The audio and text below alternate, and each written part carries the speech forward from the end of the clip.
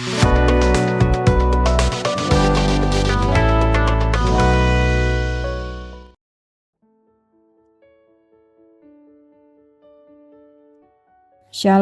berjumpa kembali dalam Renungan Harian Toraya.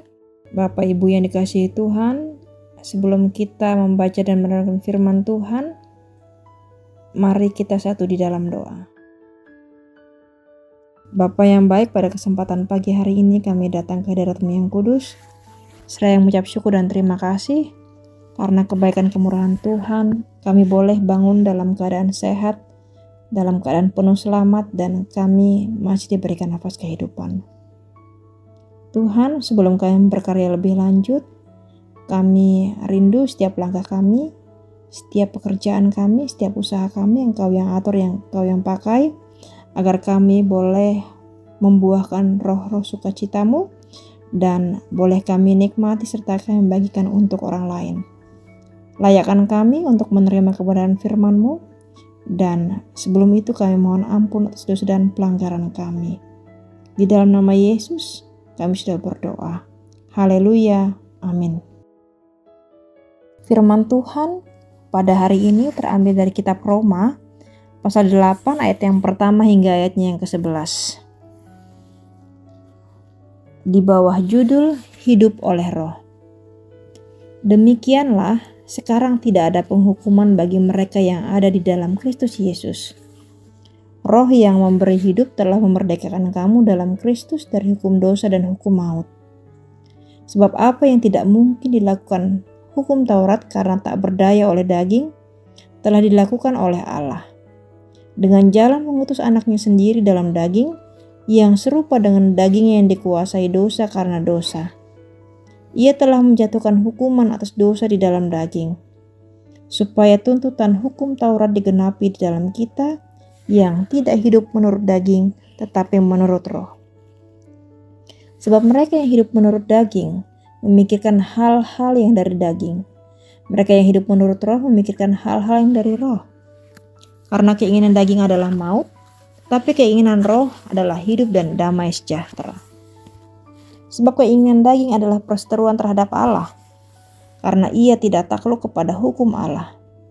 Hal ini memang tidak mungkin baginya. Mereka yang hidup dalam daging tidak mungkin berkenan kepada Allah. Tetapi kamu tidak hidup dalam daging, melainkan dalam roh, jika memang roh Allah diam di dalam kamu. Tetapi jika orang tidak memiliki roh Kristus, ia bukan milik Kristus. Tetapi jika Kristus ada di dalam kamu, maka tubuh memang mati karena dosa, tetapi roh adalah kehidupan oleh karena kebenaran.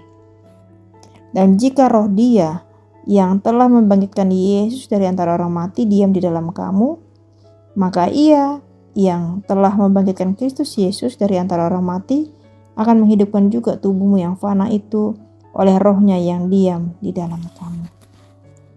Amin. Firman Tuhan. Renungan Harian Toraya memberikan suatu judul, yaitu Hukum Roh yang Menghidupkan. Hukum Roh yang menghidupkan.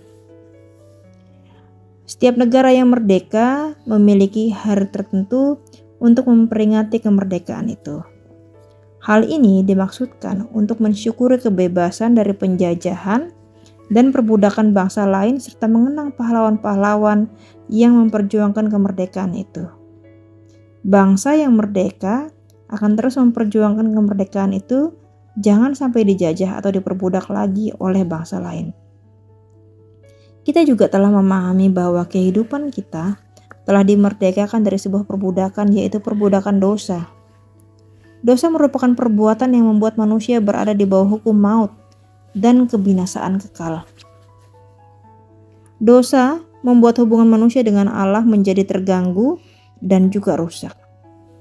Melalui Paulus kita diingatkan bahwa di dalam Kristus semua manusia telah dimerdekakan dan berada di bawah hukum roh. Yang dimaksudkan di sini adalah hukum yang tidak membawa kepada kebinasaan, tapi kepada kehidupan yang kekal. Paulus membandingkan kehidupan yang masih di bawah hukum dosa dan kehidupan yang sudah dimerdekakan dan hidup di bawah hukum roh.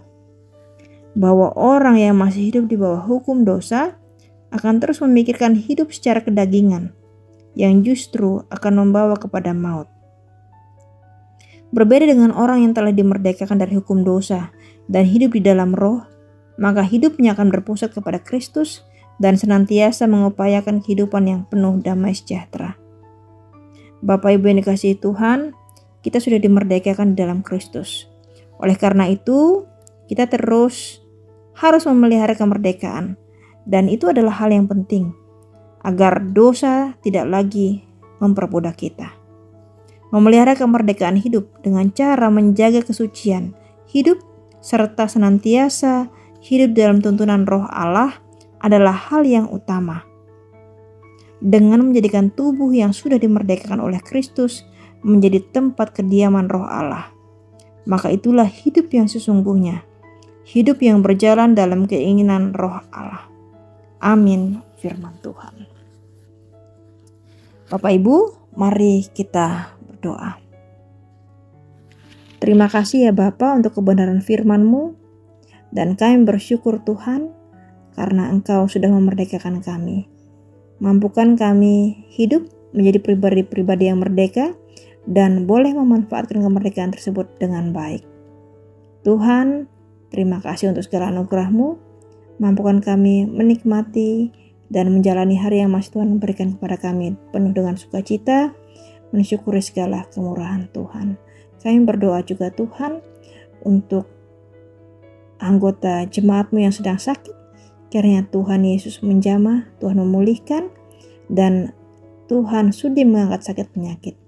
Kami juga berdoa untuk anggota jemaat-Mu yang berduka. Kiranya Tuhan terus menopang dan memberikan penghiburan. Terima kasih Engkau adalah Tuhan dan Juru Selamat kami.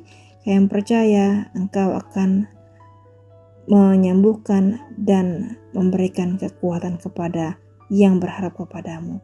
Ini doa kami anak-anak-Mu Tuhan. Di dalam nama Yesus kami sudah berdoa. Haleluya. Amin. Selamat pagi Bapak Ibu yang dikasihi Tuhan. Selamat menjalani hari yang dianugerahkan oleh Tuhan. Tuhan Yesus memberkati kita. Amin.